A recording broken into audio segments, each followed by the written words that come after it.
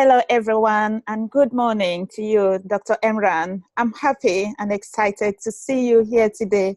I welcome you to this, my podcast. I am superly excited that you agreed to feature on my podcast.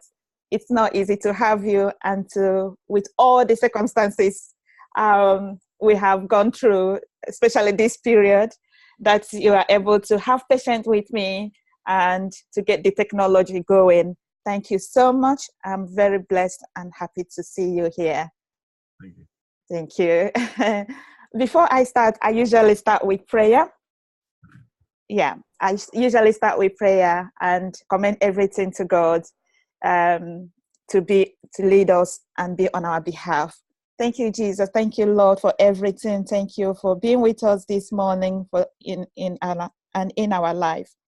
Lord God, we beg you to come and be with us, be our strength in our weakness, be our joy in sorrows, be in all we do and say, lighten our darkness, lighten our minds, that we will receive wisdom and be blessed in our talk, that all what we are going to hear and listen from our doctor today will be to our own benefit, to help us to grow in our life. In the name of Jesus the Lord. Amen. Thank you, Doug. Thank you. Once again, I welcome you. This is a big opportunity for us and for our listeners. This podcast is meant for healing purposes, for growth and for development, and for eradication of poverty, especially in the part of country we come from Africa. And I hope that everybody or anyone who listens to us today will benefit and will grow with what you have to tell us today. So, Doc, before I get into details, I would like you to introduce yourself to our audience. Tell us what you do and how far you have come and how you have managed to change lives in all this period. Thank you. Thank you. Yeah, my name is Imran Tabrizi. I'm a former medical doctor. I worked in A&E, what we call accident and emergency, for about 15 years. And then I decided to move into naturopathy. A few years ago, I met a friend of mine called Mark Tan, who's also a doctor. We both work in A&E. And one of the things that we both share is a very common interest in the way medicine should be practiced. So we subscribe to the notion of being able to treat underlying causes. And when we saw that the medical profession was more about treating symptoms, we felt somewhat sort of disillusioned by that. So we both decided to try to bridge the gap between what we felt was missing in the medical profession by doing or by undertaking a degree or some sort of diploma in nutritional therapy, more specifically naturopathic nutritional therapy. He went on to do acupuncture. We're both now qualified nutritional therapists after 2 years. And he went on to do acupuncture. I went on to do naturopathy, which means you get to cover a lot more ground, as in different sort of disciplines within that. So you do a bit of Chinese medicine, you do a bit of herbal, homeopathy, Bach flowers. You go through a whole range of different courses. So I then qualified as a naturopath. And that's what I am now. And I now operate out of a clinic in central London, Maida Vale. That's where I am now. So that's essentially where I am now. Yeah. Thank you, Doc. It is a little bit technical. Yeah, your work is a most common man or will not understand all the medicine or medical terms. However, about this natural homeopathic medicine, it's a little bit out of the ordinary, what we are used to having. Do you mind elaborating a little bit of how you come to choose in this alternative medicine and how far it has helped you and helped our people? Well, even as a medical student, when I was working, I had an interest in Ayurveda. Ayurveda is an ancient Indian medicine which has been practiced for many thousand years. And they subscribe to the notion of looking at the body as a whole. And they subscribe to a system called the tridosha system, which relies on being able to split the body up into 3 different fundamental areas, which is Vata, Kapha, and Pitta, which are the doshas, as they describe. And those 3 doshas is what makes up a human being. Similarly, what happens is that there's a lot of emphasis on food, nutrition, things that you found naturally in the world. Yes. And those things can either aggravate or they suppress, depending on which body system, which dosha the person is. And they can have different effects on different people. So that was a system I thought was quite novel. I never came across a system like that before. Yeah. So that got me to thinking about how we do things. So, for example, from a religious, from a spiritual thing, we're taught about, any faith that you belong to, teaches you how to embrace the things that are natural in the world, because that's what we live. We live on Earth. Earth has, they grow loads of vegetables, fruits, water, all the wonderful things that we subscribe to our Lord or whoever it is that who created all these things. Yes. And you're trying to make the bridge between the two, because people have survived for years following that doctrine, following the doctrine of being able to embrace nature. So I think in order to answer your question about how to kind of elaborate on the how someone or a common man would understand, is that you would just basically tell that common man that if he's common, then he will be somebody who embraces the world or knows that the world around him, he can't live without being on this world. Yes.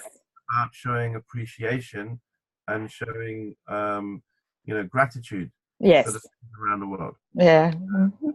The first thing man will do, the hunter-gatherer, if you go back in history, you have the hunter-gatherer, you have common man who used to go and hunt for food.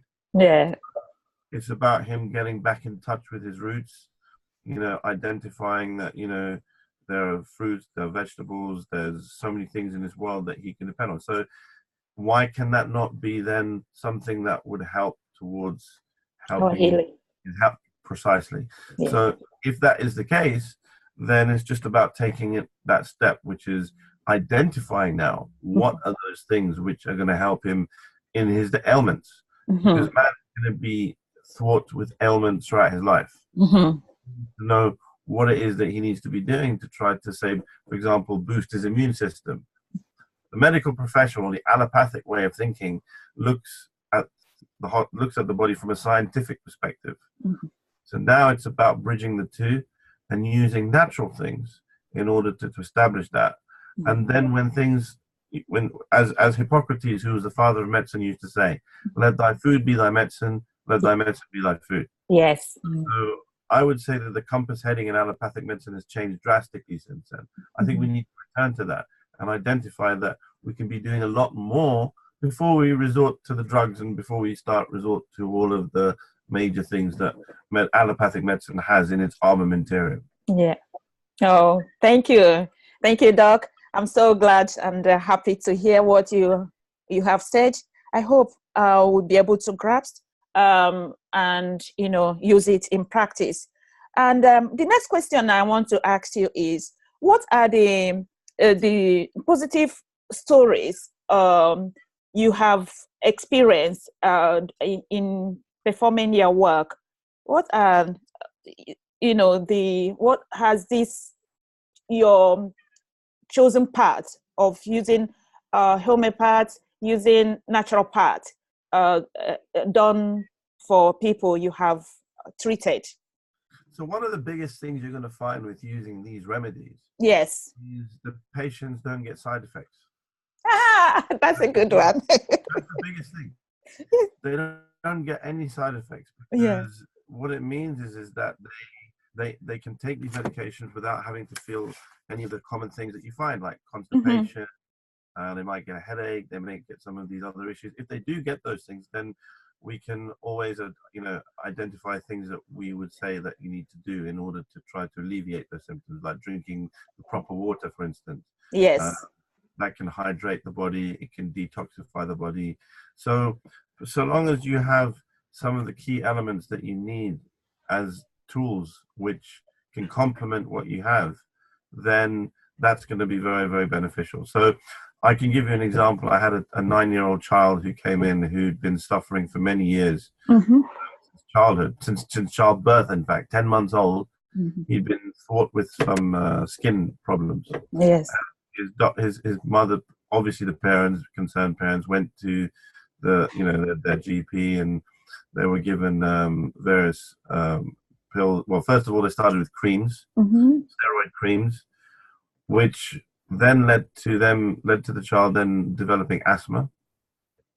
They were then put on the normal medications for asthma, following all the various guidelines and everything else according to, because I know all this because I've been on that side. I've been involved in that side from an A&E perspective. Yeah. They will give creams, they'll give all the medications, the drugs which get results, which do get results. However, as the child was getting older, the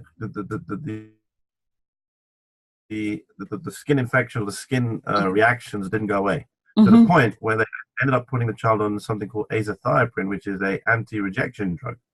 It's used for things like organ rejection and things like that. So he was on some very hefty drugs. Yes. So what had happened was when he turned up at our doorstep, he was pale, he was lethargic, he was off school for a year, he couldn't walk. He could walk, but he was very, very, his energy levels were so low. So we started off by using some very superior technologies to try to understand from what it was that was causing all of these things. And we have an algorithm which we follow in our clinic where we can identify some of these problems by putting them through some tests. And what we found was that he was thwart with a lot of viral infections. So we decided to treat him very, very mildly, not aggressively, just using light therapy. And every week he would improve. Yes. And then we identified the main causation, because that's what we do. That's what we do in our clinic. We focus on trying to identify the causations and identify triggers. We remove the causations, we remove the triggers, or remove the things that are people doing in their lifestyle that's promoting that illness.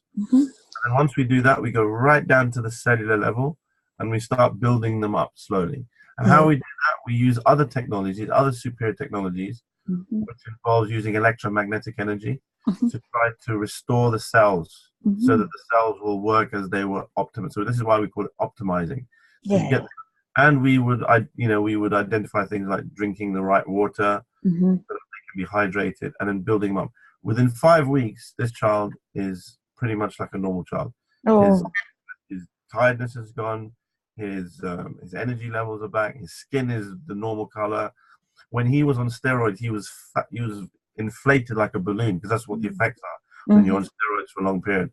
But luckily, when he came to us, he wasn't like that. But just to see some child to go from zero to hero in that period, it's probably one of the most satisfying things that any clinician would hope for. Yes, beautiful. Yeah, that is a big, it's a joyful experience. I mean, a happy experience for a child, not knowing, parents not knowing. For most of us who are ignorant of all these things, and that such a thing exists, it is, I hope that people spread this word, people spread these positive things, that helps others, not necessarily going always to the hospital or looking for healing, but there are all these alternative methods which you can go from underground, like from the scratch, from the root of things, in order to find to understand what the causation and how to find alternative ways of healing it. This is actually a very, very, very good thing, and we are happy that we have some people like you who are willing to, yes, doctor, who are willing, who are happy, and they're also always in the position to help those who are in need and suffering. Thank you. And Doc, what are the challenges you experience in using this naturopath or using the homeopath in the system? Is there any challenges that you encounter? When you see because I've worked in the allopathic way of doing things, you're going to have a lot of skepticism about Yes. how these things are going to work, especially from people who come off the street who are not embracing this way of life or embracing ideology. They will tend to come from backgrounds where they've been hugely scientifically driven. They want to see the research, they want to see the studies, which is understandable, because I think with any kind of work you do, you need some form of auditing. Yes. You need to say, well, okay, well, what has happened to other people who've been on this? But you see, the thing is the problem with that is, I mean, as good as it is using a mathematical model to try to justify those improvements, there is the fact that everybody's biochemically different, and if unless you are able to go down and sort of correct for all of those controlled situations, then you're never really going to see a huge, I mean, like something that will be convincing. You may see like 5 or 10 people, somebody who benefited from it. Who's to say you would? So there are those challenges, but I think if you can stress the fact that you're buying into a system which doesn't give you side effects, then I think that people will be convinced and will try anything, especially if they've got to a stage where they're not getting answers from the normal standard way of looking at things. Okay. So there's a lot to be said for that. Yeah. Other challenges you might find is there are some people who expect results quickly. They're very, very sort of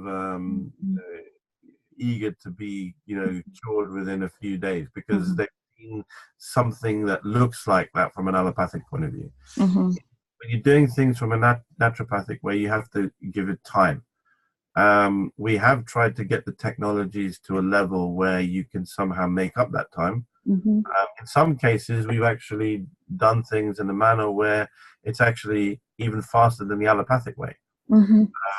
But again, there's going to be a lot of skepticism, and it's going to take a long while before people embrace or to even look into that kind of way.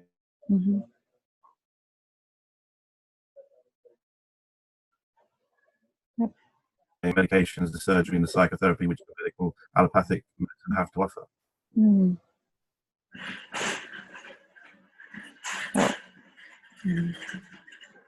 Can you hear me? Yeah, I can. Yeah. Yeah. So those are basically the main challenges that I find. Yes. Okay. The internet here has a little bit problem. However, let's continue. Yes, doctor. Thank you very much for this. And just one extra thing. Do you have what are the ratio of people that come to you to your clinic, and what age range?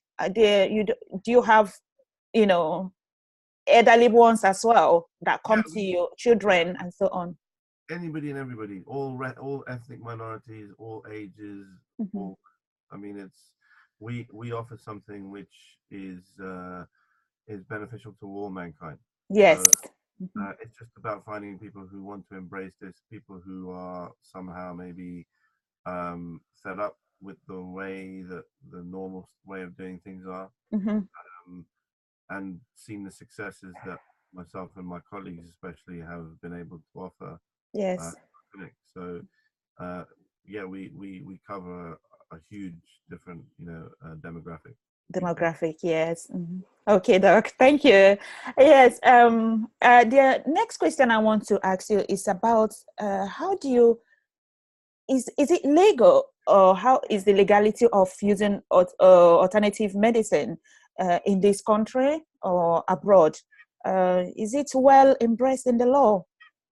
So one of the things we are very, very aware of, even when we start, even from the beginning, when we start the courses, like when we start naturopathy and all these, we're very, very hugely aware of what the legalities are. as an alternative health, if you're practicing alternative health, then it's the standpoint is that it's the doctor who's the advocate. The allopathic way is they're the advocates of the patient. We have to be very responsible in what we do. The good news is that we're not the advocates of the patient. We are only there really to offer support. Some places we can't even use the word treat. Yes. We're not really allowed to use the word treat. We can do things like support, we can advise, we can complement, but we can't do anything that would be considered as treating. Okay. Obviously, the law states that the only cure for a disease is a drug, or the only treatment that you can get is from a medical doctor who's qualified to do that. So even though I was qualified to do that before, the position I hold now doesn't allow me to do that. But we can be equally as effective in what we do by doing this, by supporting and by complementing what they do in allopathic, by suggesting nutritional changes, by administering some of these these treatment, or not treatment, but these machines which are able to deliver energy to human beings, or what have you. Optimizing health, Optimizing the health, and that's essentially what we do. So from the legal point of view, some people might argue that there is some gray areas or some borderline, but in point of fact, we're not breaking the law by doing what we're doing, because all we're doing is supporting. And I think in a way that's a good, it has its disadvantages and advantages, but I think the major advantages is that we don't get tied up in litigation with those kind of things, because we obviously would involve the patient and ask them to involve their doctor in what we do. And the medical community are very much embracing it now as we go on. Yes. Like, for example, in the last few years, there have been situations where they've used MRI to look at the ways in which acupuncture is delivered. And they've noticed that acupuncture does seem to induce some of the effects that pharmacological drugs have, if not better. So the medical community, as it stands, are embracing what we do, which is a good thing. I think, to be honest with you, that is how we need to be. We all need to be working together as human beings to try to put away the swords of law, put away the battles and the war between these two very beneficial disciplines. And look to try to sort of improve the patient's lives. I would long for the day where we would be able to do that. But I understand that there are charlatans out there. There are people who practice things, who have an agenda, and all of these things. So I think the law needs to try to, protect human beings from that. Yes. And maybe to some extent regulate. But the thing is that the problem you have in law is that law can sometimes be over dramatized or zealously used to the point of punishing people who shouldn't be punished. Yes. And I think the law as well, because it's man-made, it's not infallible. It's not perfect. It's not infallible. And I think where homeopathy, allopathy, naturopathy belong, they're in a position where they're not, I would say, in the limelight, or they're not in a position where they can be scrutinized by the law, which is good, provided we keep on this side of the fence and don't sort of try to impinge on what the allopathic doctors are doing. We have to recognize that. We have to, in some ways, bow down to that and let them do what they're doing. But at the end of the day, it's the patient who has the free will. It's the patient who has the autonomy. It's the patient who decides whether they want to go down that avenue, and they should be given that choice.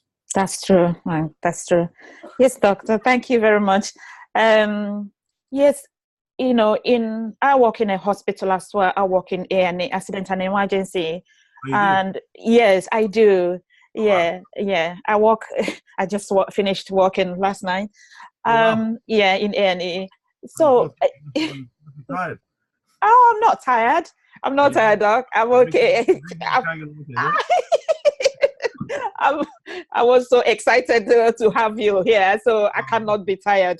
So, so I was looking forward for this meeting. So, but what I want to say is, even in our in the in the treatment, in the normal treatment of a patient in a hospital, you know, sometimes the doctors are helpless, the nurses are helpless in a situation to help the someone who is in their need, and they do not know what to do.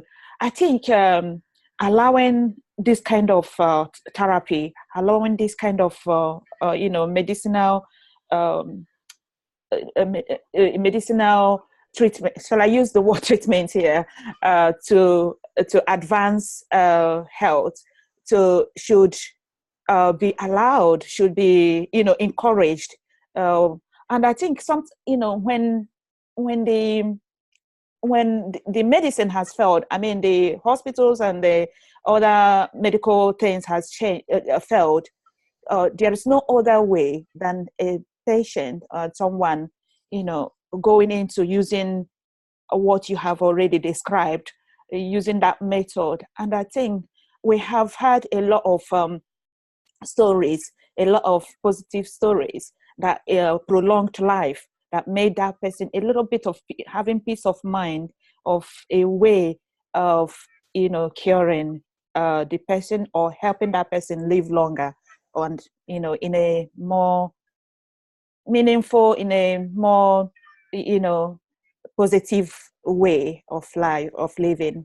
Yeah. Okay, I want to ask you, Doc, what are the um you know, the kind of people that comes to you, or illnesses that are more suitable uh, uh, using alternative medicine?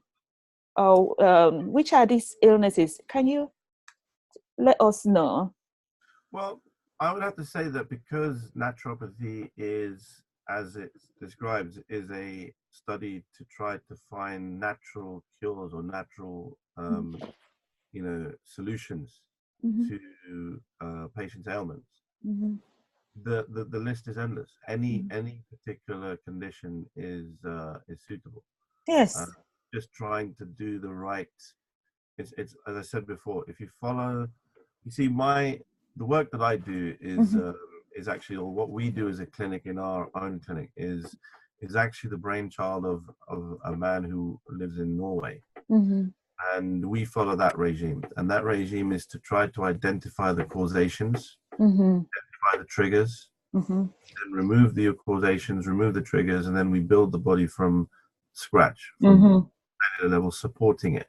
We're Mm-hmm. not doing any treatments. All we're doing is what we're doing in ways, as I said, we're supporting, Mm-hmm. uh, we're encouraging the removal, detoxification, for Mm-hmm. example, a huge part of what we do. So Mm-hmm. there is no illness, there is no ailments which is unsuitable. Unsuitable. Okay. Mm-hmm. None. All of them are suitable. Okay. We have, and anything that comes Mm-hmm.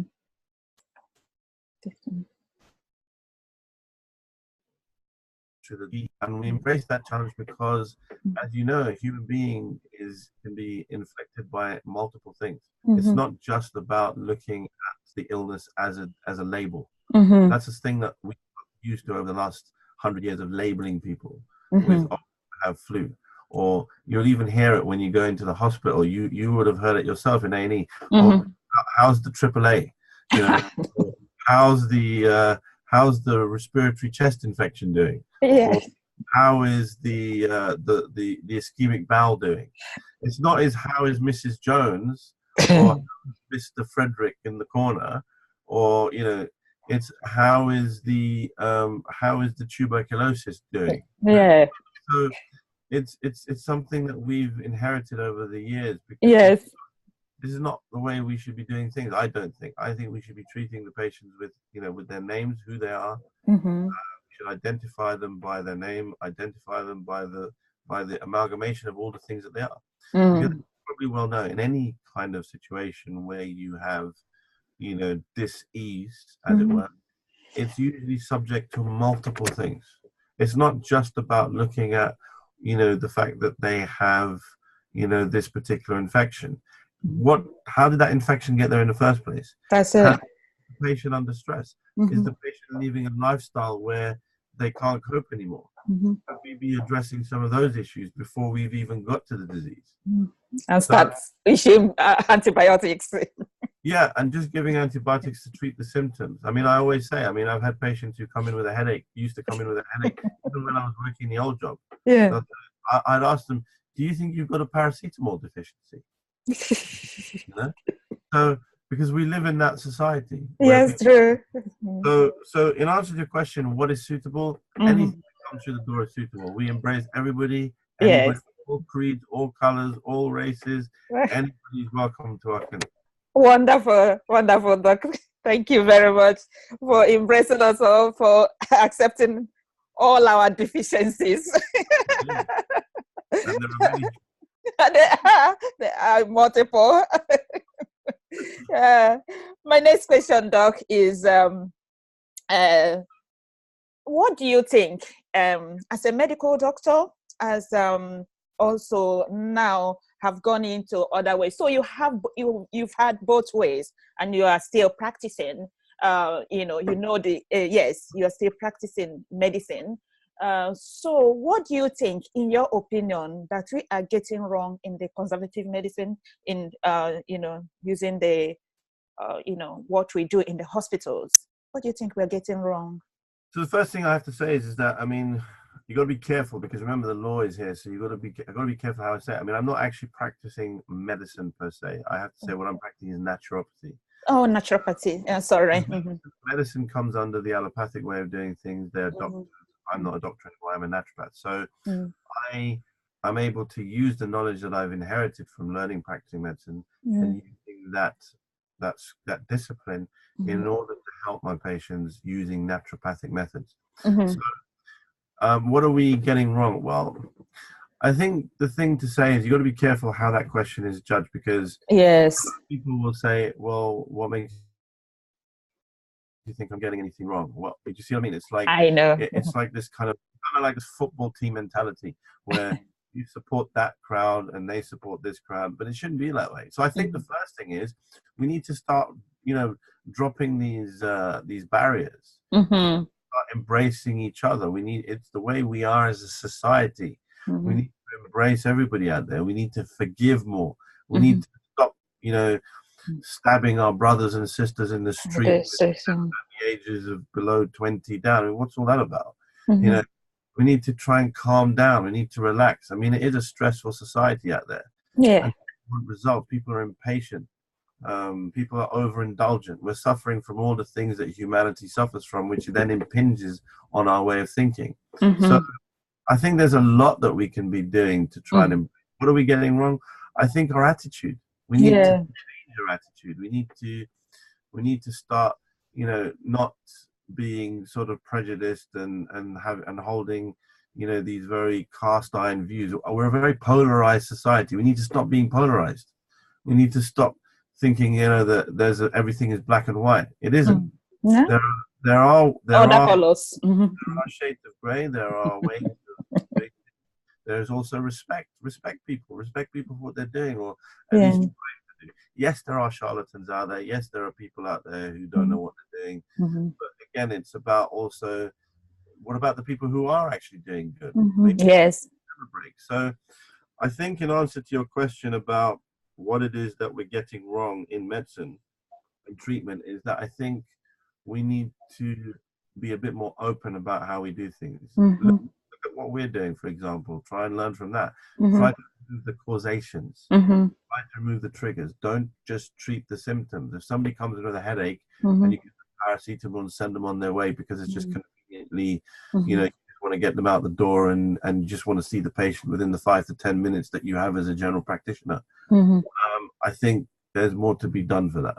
That's it. Because our society is very time-driven, money-driven, that's the reason. And I think when you take the politics and take the law and take the money and take the capitalism out of the medicine, then you'll probably find that the medical profession will be back on course for where it is. There's no reason why people should turn up to hospitals. I mean, in terms of looking at things from the beginning, if you catch it early in time, you should go to your naturopathic clinics first. Yes. You've exhausted their time, then go to the hospital. And you'd be doing the guys in the hospital a favor because they're overrun. Overburdened. They're overburdened. And you'd be doing yourself a favor because you know what? You might actually get sorted before you even go to the hospital. That's true. That's true. So therefore, you've got to be patient and you've got to be, devote some time to looking at you.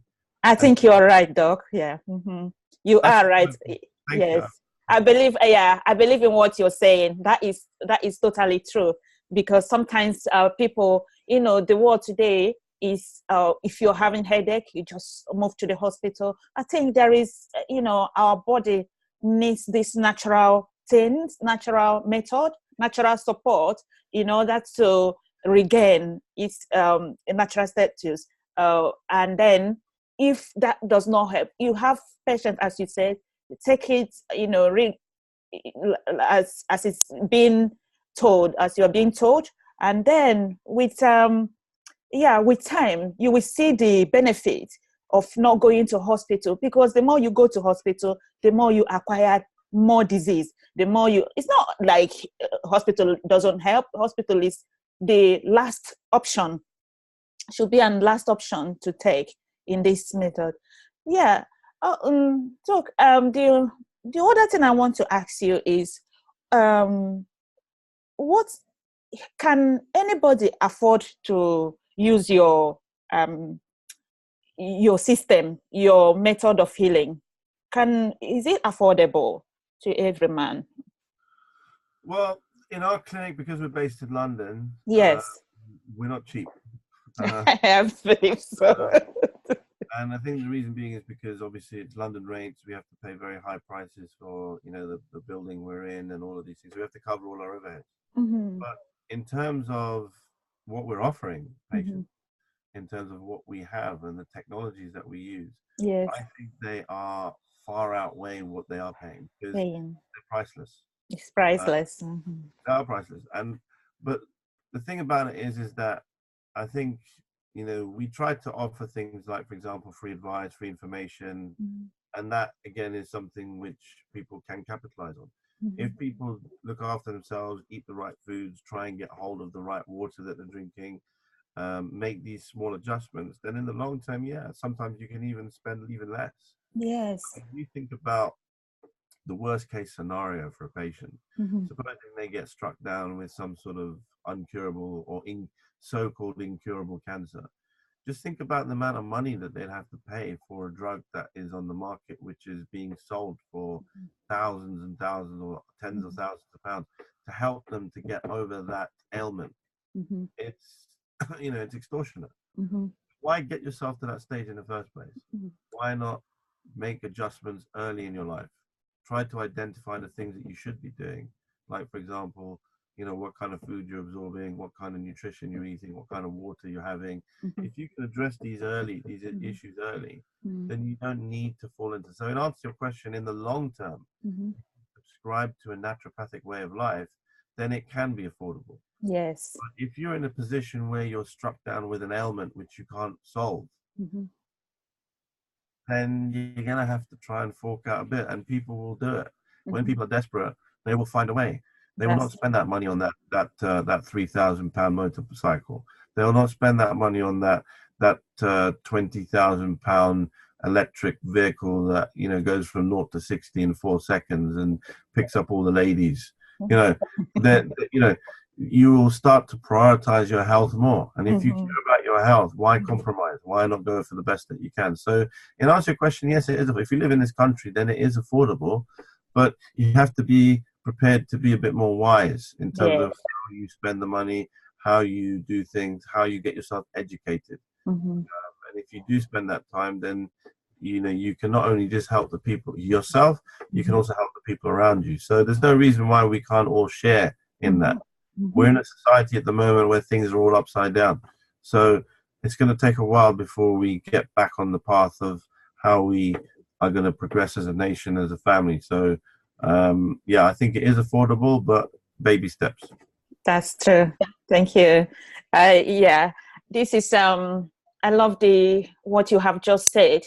Why can't we all, be one? Start healing ourselves, start healing this nation. Embracing that it's not all black and white, but embracing other colors and from all areas of life, and just to love one another in principle. Yes. Doc, the next question is almost done.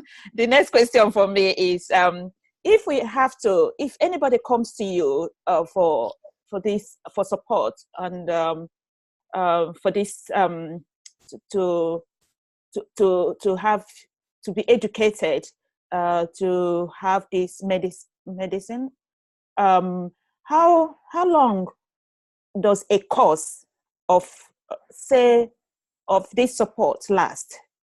Or is it from different? Yeah, I believe it should be from different to difference from each What one. we would say is that when it comes to any kind of illness, Mm-hmm. the support there is well, we would encourage everyone to become a member, not because of the monetary side, but because we can be there as a continual support for the rest of your life. Okay. So the course, if you were to come to our clinic, we would offer that because you need to be in touch. It's about making the necessary adjustments throughout the rest of your life. Mm-hmm. Now, in terms of individual ailments, it depends what it is. Yes. You could come in, for example, with some sort of headache problem, and we would again follow the regime, look for the causation, look for the triggers, and we might find that it's just all it is just some virus sitting in your brain. Yeah. We would expose you to perhaps 3 sessions of some sort of therapy, well, some sort of light therapy or something to try and eradicate that virus, give you some nutritional support and everything. It could be done with us within a month in terms of dealing with that ailment. But I think because human beings are very precious, because human beings, depending on the kind of person you are, if you're one of these people that are sort of business driven, only focusing on your work, not spending time with the family, or you're doing the best that you can for your family, which most people do, then I think you've got to give yourself a break. You've got to embrace what we have to offer on a sort of on a permanent scale, so that we can advise.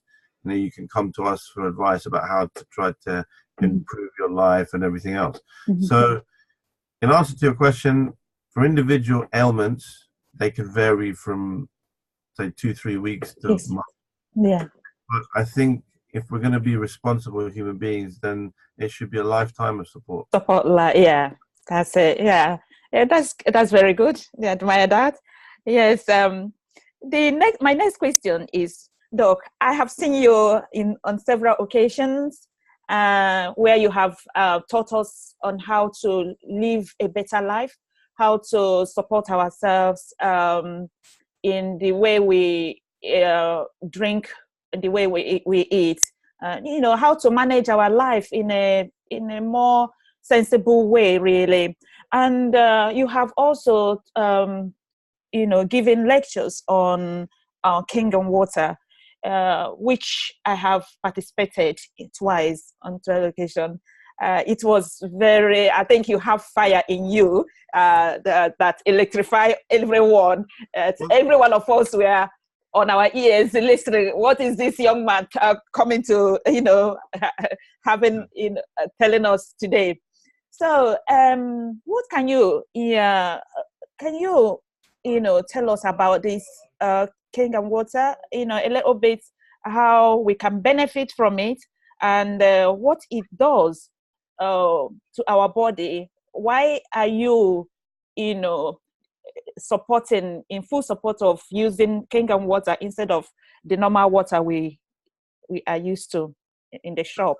So for many years, I, even as a med student, I went through life wondering about what it was that was wrong with the water. There was something that I couldn't put my finger on for years. I've been saying for 15 years.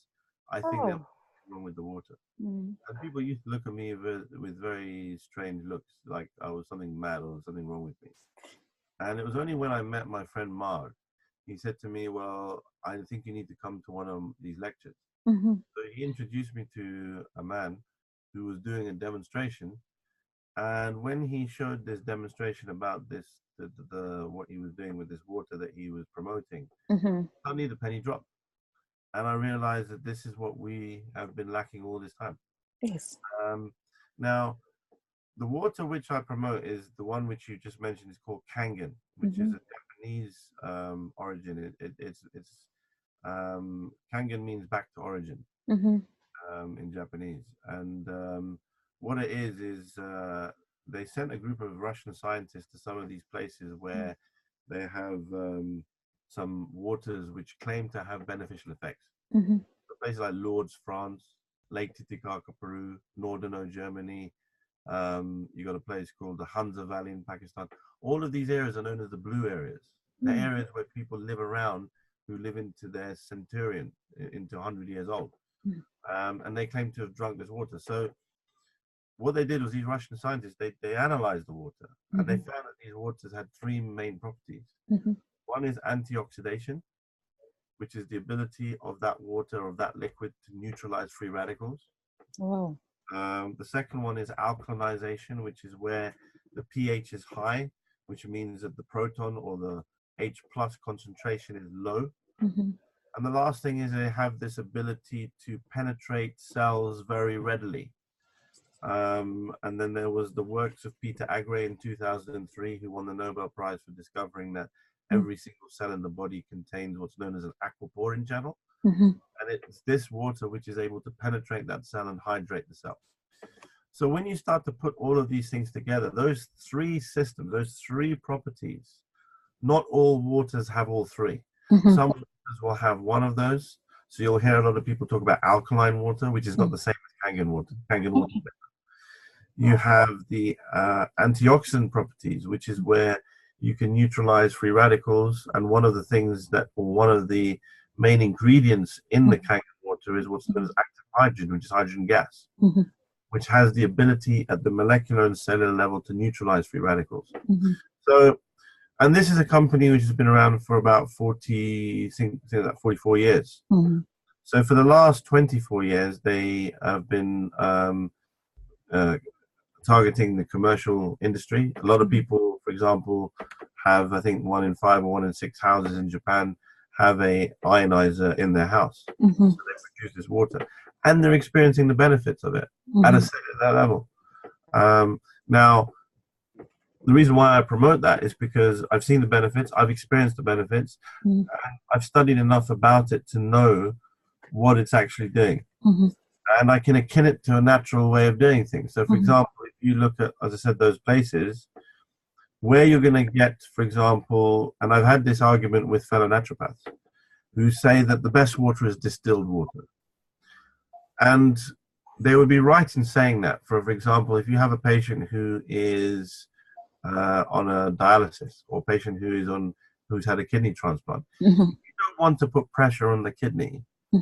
You want to use water which is demineralized and distilled. So I would agree, distilled water is the best because it doesn't have those effects. It doesn't put pressure. But having said that, what you can do is think about it naturally. If you think about what's known as if you think about geography, for instance, where you have what's known as a climax community. A climax community is a place where you have, for example, a rainforest.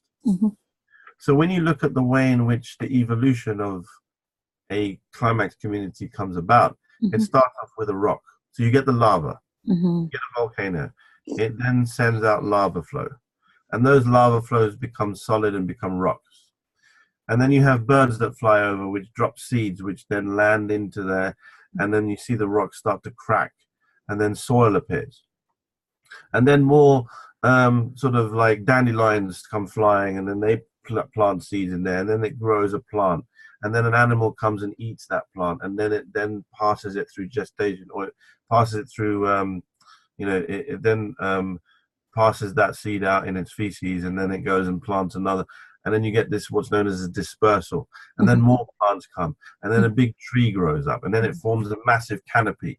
And then that produces loads of oxygen, changes the environment. And then you get thunder and lightning.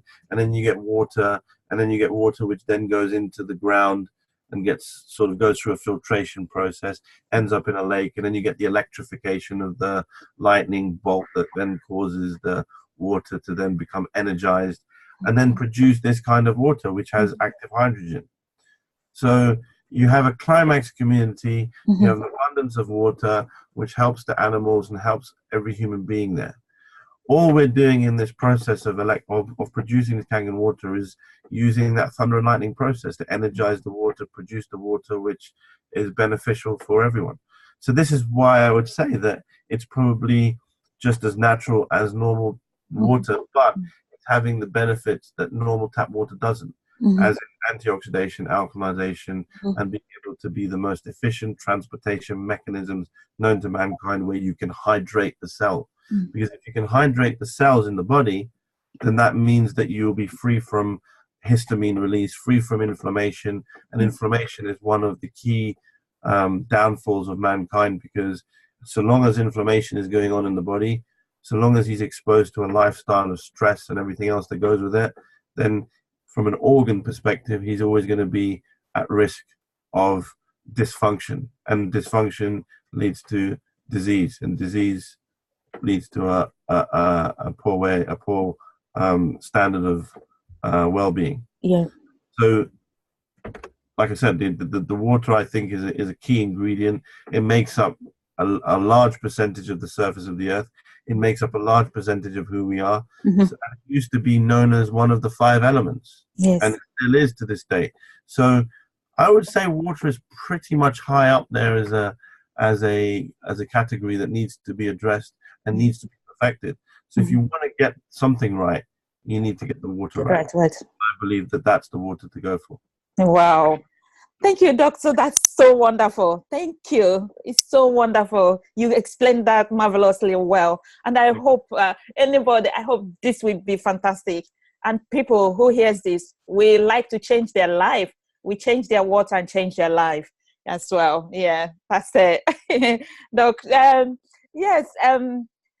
My next question, please, will be, we have had so much from you today. Well, what are your 3 important values which has helped you in life, and that you can as well share with us, with our audience, so that we can as well benefit from you, or emulate what you have done, to progress our life. Thank you. So I think to answer that question, you have to go back to your faith. Yeah. I, for one, am a very strong believer in every part of man's legacy has involved creatures or human beings that have appeared in his life since the beginning of time, whereby our Creator has tried to communicate with us. That's it. Through other individuals, in the name of religion, in the name of a high energy source. And I'm an advocate of respecting all religions. That's it. From the beginning of time. I respect the Hindu culture, I respect the Jewish culture, I respect the Christian culture, and I belong to the Islamic faith. Yes. And you all have come across somebody in our scriptures which we share with the Christians, which is the story of Joseph, who in our faith is known as Yusuf. Yes. And the 3 things I would say are important values to me are the same as the 3 values that were important to him. And the first of those is gratitude. Oh. Prayer. When you pray, you need to be thankful for everything that happens in your life. And the other thing you should be when you also are thankful is to ask for forgiveness for what you've done as a human being, because everything that you have has consequences. Every action that you take affects other people. That's true. So I would say prayer is Mm-hmm. one. The second thing I would say is important is sacrifice. Yeah. And when I say by sacrifice, I mean not just fasting, because one of the things we do in our faith is we fast. Mm-hmm. And fasting is about being able to remind yourself about how grateful you really should be, Mm-hmm. because you are making a sacrifice in terms of endurance. Mm-hmm. And I would also extend that to sacrificing in terms of humility, showing humility to others. Mm-hmm. So humility, sacrifice, that's another key ingredient in people's lives. I think it makes you a better person. Mm-hmm. So gratitude and sacrifice. Mm-hmm. Third thing is charity, Yeah. in terms of paying alms. And paying alms doesn't mean just giving money to people. Mm-hmm. It means sharing what you have been given from the Lord with others, sharing knowledge, sharing your fruits, sharing your vegetables. You know, one of the things that I remarked upon was when somebody comes to your home to visit you, Mm-hmm. within 5 minutes, you should offer them something, That's it. because they're coming to your home. You're inviting them into your home. You should offer them a cup of tea. You should offer them Kangin water. You should offer them love. You should offer them something. So this is a form of giving. This is a form of charity to a extent. And they might say, I'm not a charity case. They may say that to you. But it's not just about that. It's about sharing the love. And if you've been to one of my lectures, you will always hear me say, in what form does the most powerful source of energy in the universe exist in? And as you just rightly said, it's love. Yes. Power of attraction. Mm-hmm. And if you give love, it has to come back. Mm-hmm. It's not a question of when, it's not a question of if, but what you must not do is expect. So it's unconditional love. So that's how you're expressing your love. Mm-hmm. So gratitude is the first thing, through prayer and through asking for forgiveness. Mm-hmm. The second It's is sacrifice. in terms of fasting, in terms of humility, in terms of losing your ego. Imagine how many knives would be thrown down on the floor if we all sacrificed our ego and come to the other person and say, listen, brother, I'm not here to fight. I succumb to whatever it is that you feel is so important to you to live for. And the last thing is, as I said, is charity. Charity. Those are the three things, and I would definitely encourage everybody to consider those three things as part of it. Oh, wonderful. This is beautiful, honestly. Actually, this morning, Doc, I wrote about the simple steps of fulfilling life. And this one you have said is added into it. Prayer is a strong means of how forgiveness, because if you don't forgive, I do not know how you can merit, how you can liberate yourself, how you can, there is no openness there. So yeah, prayer.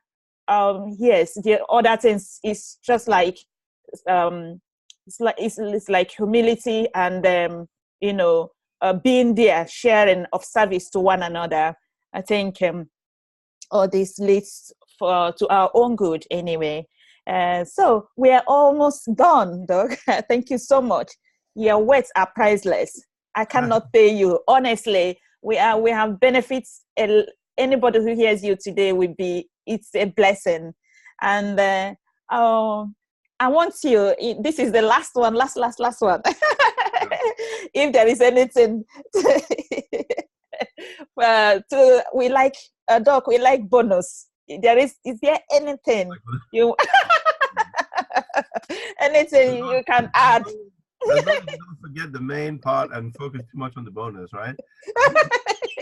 We have had everything, but we like as well a little extra from what you can give to us today as part of this our show. That's a very difficult one, actually. I think the bonus take-home message is that we are all spiritually connected with one another. Mm-hmm. And I don't think there is anything that I can say that will be of bonus to you, but I think that is something you have to find from within, because every one of you who is connected to us spiritually is also connected to God. Yes. Or connected to a higher power. Mm-hmm. As long as you can identify that part of yourself that's connected with the Almighty, or the most, or if you want to call it the universal consciousness, or whatever name you have for God. For God, yes. Then I think you will be able to know that what I say is resonates with you. It's about getting yourself to the right frequency, getting yourself into that right mindset of being able to embrace and try to share love with others. Many of us will go through pain. Many of us will go through, troubled times and hard times. But if you can find the time to try to embrace the people around you, because remember, you all have a responsibility to your fellow man. You have a responsibility to the earth that we live in. You have a responsibility to the creatures that are around our world. In Buddhism, for instance, we learn a lot from the Buddhists, their ability to respect everything, not try to, when somebody sees a fly, the first thing they do is they'll swat it. What did that fly do to you apart from maybe, whiz around you and disturb your space? Respect creatures, respect animals, respect the things around you. Try to show some compassion for these things, because one of the things that is very, very sure about, one of the things that we can all agree on is that we're all going to die one day. That is it. But there is another thing that we can all agree on, and that's karma. Anything that we do to others, be prepared to have that done unto you. If you can't forgive others, how can you even think that you'll be forgiven by whoever is the most Almighty, important in your life, or forgiven by the people who you care about? You have to be able to forgive others, and it is difficult. It is very difficult. Yes. The best thing to do is to find yourself, meditate, breathe, concentrate on your breathing, get yourself down to think with your heart, get in touch with your heart self, get in touch with that love that's within you, because each and every single one of us has it. But we have to get in touch with it. And as long as we can embrace the love in ourselves, then we are able to spread that love and accept and share that love with everybody else. And what of all days, like Sunday, St. Patrick's Day, so happy St. Patrick's Day to everybody from the Irish cousins. This is a day of celebration. This is a day of spreading love. This is not a day to go and get drunk and annoyed and start stabbing.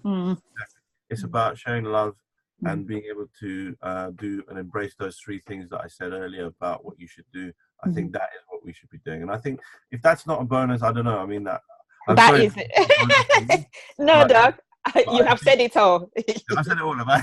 Yeah, you have said it all. But the other thing is, you said to me before, which I thought was interesting. You said to me that when I give my lectures, I'm on fire. The only reason why I'm on fire is because I've got the water to put it out. Oh, my Doc. Oh, yeah. Thank you so much for today. It's been It's been wonderful. It's still electrifying, Doc. It's been electrifying. You've touched every aspect of human life. If this is also a healing process, a healing venture for every one of us listening to you today. You've touched about our growth, about education. You've thought about health.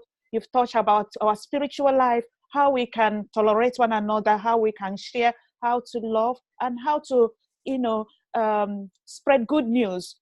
Give your knowledge, share your knowledge to one another, which you have shared to us today. It has been wonderful and beneficial to us all, whoever can listen and perceive in their heart. And let's, try to put it into practice. And I don't think you will go wrong. Anybody who has listened to you today or in the future.